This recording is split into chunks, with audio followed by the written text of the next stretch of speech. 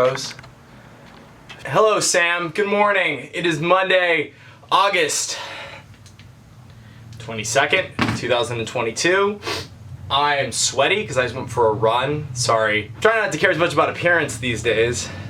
That's a lie. Happy birthday, Sam. Welcome to being 22 years old. How does it feel now, having been 22 for a few days? Probably the same as 21. Feels the same as 21 to me. It's weird. I'm working at a university this fall, and I was walking through the university today. I had a meeting with someone in HR, and I was walking through the university today, and it was strange to me to see the students there and how young they looked. I noticed this last week too. I was down at OSU with some friends, and the kids going to OSU look like babies. They simply look like children. And I went to college last year, and I don't remember the people looking that young, but it is absolutely shocking when now, as someone who's just graduated, 3-4 months ago, that I walk through campuses now, and suddenly I look around and I'm like, wow, these are all children. I remember being a kid, and I sort of thought about OSU students as almost these godlike creatures. I thought they could do so many things like undergraduate students.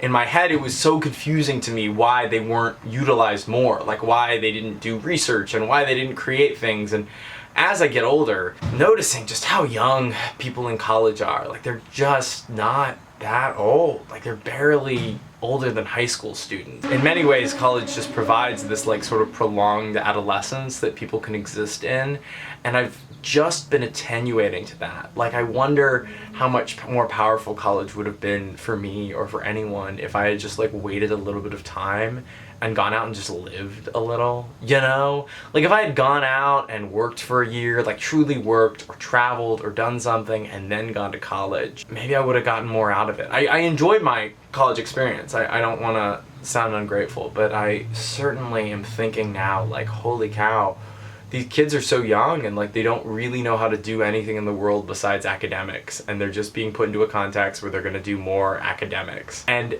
is that good? Is that the right thing to do? Maybe it is the right thing to do, that we need more people in academia. But what we're starting to realize, and what I'm starting to realize now, is like the power of the internet and the power of these institutions around us that are free, where you can garner knowledge and where you can learn things outside of the classroom. Like, as long as you're a motivated person, you can do a lot for much, much less. And the value of what college is perhaps not what you're paying for. Like, I think we have to really be considering what we're buying. And when you're buying into college, what are you actually buying? It's like you're buying a degree. You're not necessarily buying the education. At least that's what it feels like. And that seems wrong, that we exist now in a space where kids, like literal high school students, are just shipped off to buy degrees so that then they can go into the workplace and do jobs. And when you could just as well have an equally qualified other person do the job.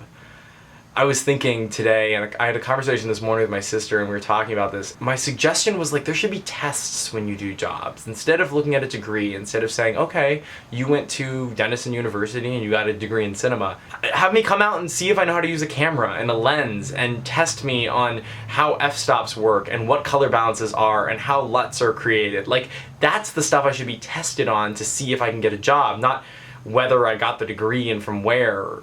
It's interesting to me how much we care about where the knowledge came from and not how much of the knowledge we still have. And I think it has to do with creating a system at scale that has to work for millions and millions of people. But still, it just seems odd that today, in this day and age, we are still existing in a space in which the piece of paper and the place you got that piece of paper from matter so much. And I worry that that's motivating people to make huge life decisions and huge financial decisions without really thinking about things in the long term. That if we just have enough people that go to college and get these pieces of paper, and then they become the replacements of their parents in the workforce, that, you know, we can kind of keep propagating this machine that we've created. And I don't know why seeing the children going to OSU did that to me. I think I looked at them and I saw like, oh, holy cow, these people are not, they're not that old. They're really just starting out on their journey, and maybe there's better places to start your journey than in a classroom again. And here I am going to work at a university in a couple of days. So It's all very complicated, and I'm happy to sit with those complications, but I'm a sweaty, ugly mess right now, and I should go take a shower. Sam, you have an awesome week, and I will see you on Thursday.